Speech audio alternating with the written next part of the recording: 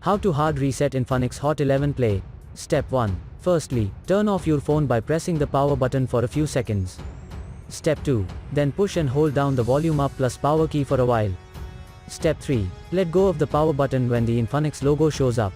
For further detailed guide, please check the link in the description. There you will find further steps on how to hard reset your smartphone.